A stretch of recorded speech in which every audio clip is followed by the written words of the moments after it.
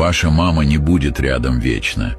Это женщина, которая отказалась от своих мечт, чтобы вы могли следовать за своими, которая жертвовала сном, чтобы успокоить ваши страхи, которая считала каждую копейку, чтобы дать вам больше, чем когда-то было у нее.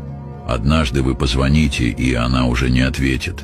Вы никогда не узнаете, сколько слез она скрывала от вас, сколько ночей ложилась спать голодной, чтобы вы могли поесть, сколько раз боролась с усталостью, лишь бы увидеть вашу улыбку.